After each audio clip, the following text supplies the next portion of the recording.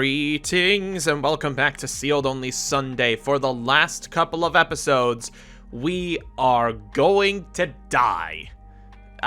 Probably not that extreme, let's be honest, but in the last episode, we took our Scrap Orcus deck for the first spin it's ever had, and it ended up just about where I thought it would, to be perfectly honest. I mean, we did take a few wins off of the legitimate deck, let's not kid ourselves here, but it is missing a couple of pieces that makes it really good, one of which being a Lib. We kind of desperately need to pick up a Lib and a World Legacy Succession to really get that deck going.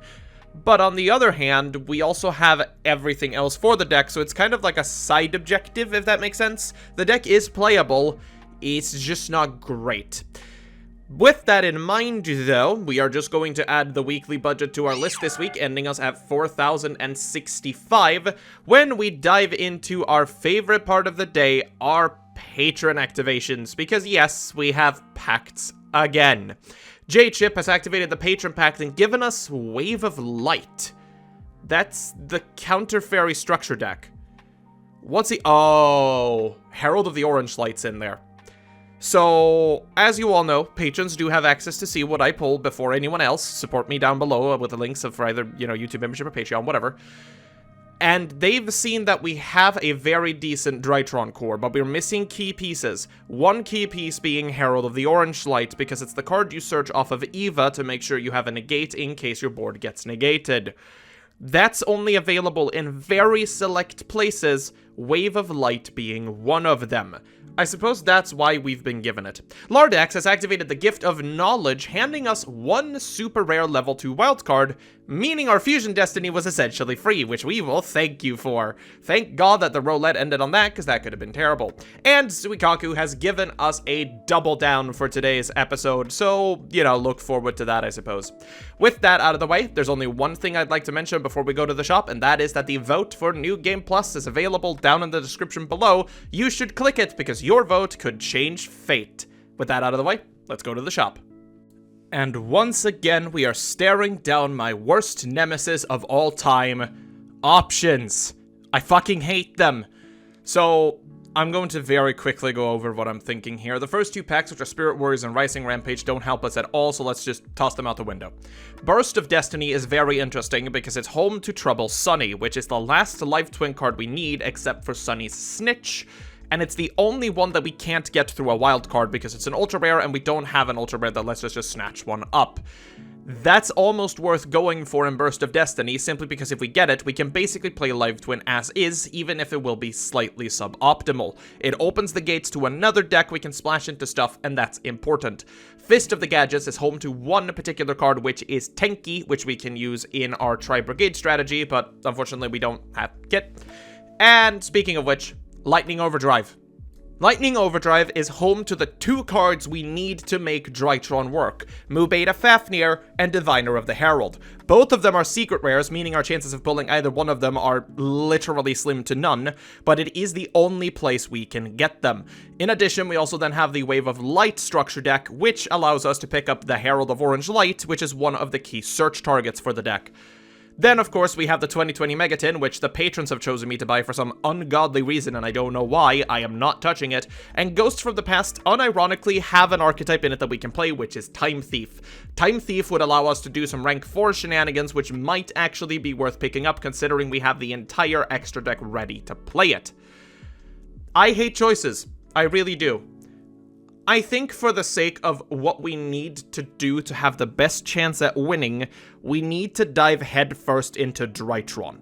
The only real card we're missing outside of the ones we can get from these packs is Beatrice. And Beatrice is available in Maximum Gold and a couple of other places. We basically just need a Beatrice to dump it for dumping Eva, so we can do Eva searches. But regardless, Lightning Overdrive seems like the correct choice. I am going to buy one Wave of Light structure deck, simply because the only cards I want in there are the Heralds. The Heralds are very useful.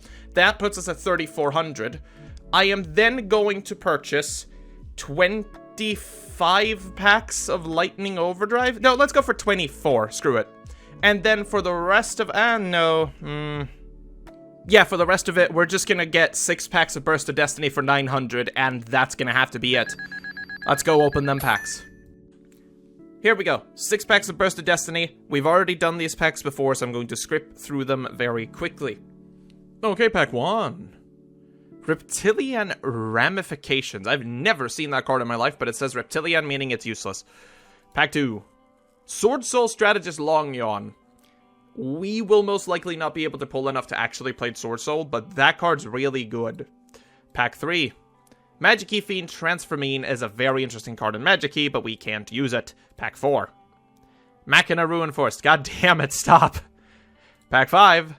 Ultra B-Trooper Absolute Hercules. If we were, again, playing B-Trooper, this is one of the best cards for the archetype.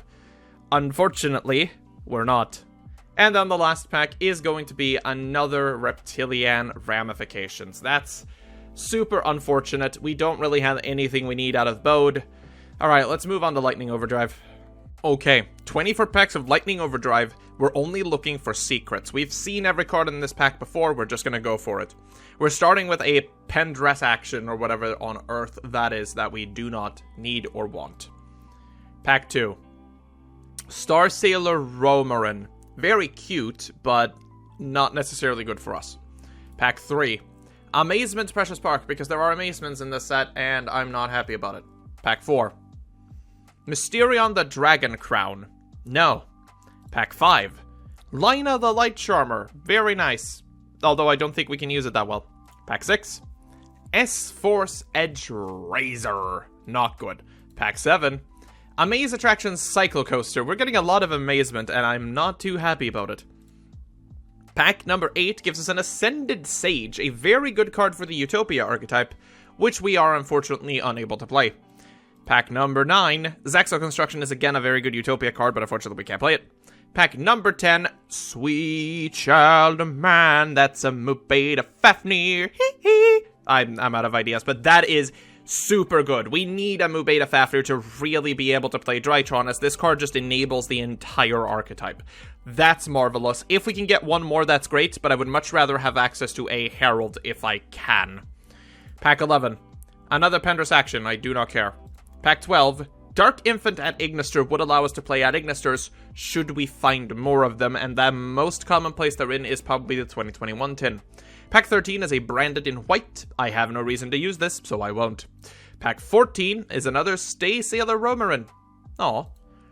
Pack 15, White Knight of Dogmatica. This is a very interesting card too, but I don't think we're going to be able to play it. Pack 16, Rox Rose Dragon. Not for us. Pack 17, another Dark Infant at Ignister. Okay. Pack 18, another Line of the Light Charmer. Pack 19, Branded in White. Pack 20, Sun Avalon Melius. Sun Avalon, as we saw in the last episode, is absolutely cracked when it gets going, but I think it's too many pieces for us to pick up to do. Pack 21 is a Draconic Halberd.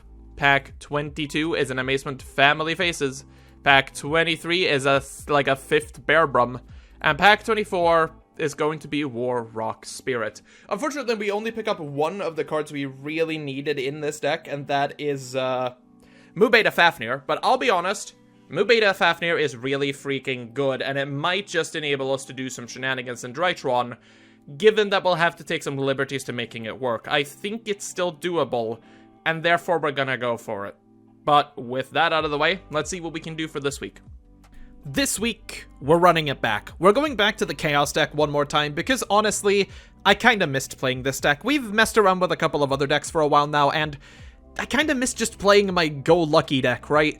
It is a pet peeve of mine. The deck is not very good, let's be perfectly honest. It's still lacking a lot to really make it playable. Charge of the Light Brigade being one thing, a load of hand traps we don't have is another, but I still really enjoy the deck. So this is the deck list we are bringing to the Lupine Weekly this week. It's basically the same as it was before. We're running more hand traps this time around. We're now running 2 Effect Veiler, being that they are a light, meaning we can use them for Chaos plays, as well as having access to a couple of other lines, honestly. Then we also have the 1 Ash Blossom we picked up thanks to the Dual Devastator a couple of episodes ago, so that's just about it. Now, I was gonna say let's go over into the duels for this week, but unfortunately, there aren't any. The Lupine Weekly still happened, but unfortunately due to some hardware issues, I no longer have access to the replays, meaning it's gonna be hard for me to record them. So I'm just going to summarize them very quickly for you to exactly what happened.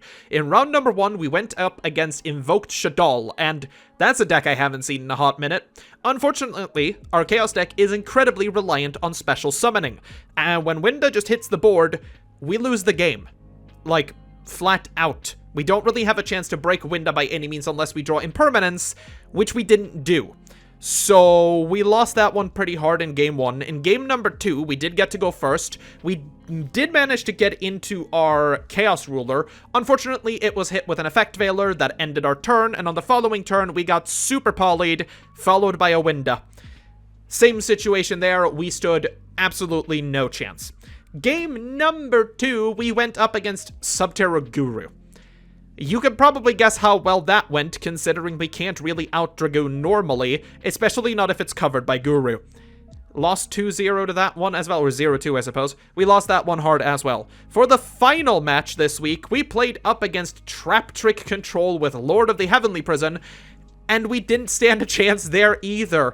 We got to go first both times, flunked on our mills, did absolutely nothing as our opponent set 5 back row, and we just lost game 1. Game number 2, we did manage to combo off almost to our first negate, and then we're hit by Nibiru, and after a very slow grind game, we don't win that one either.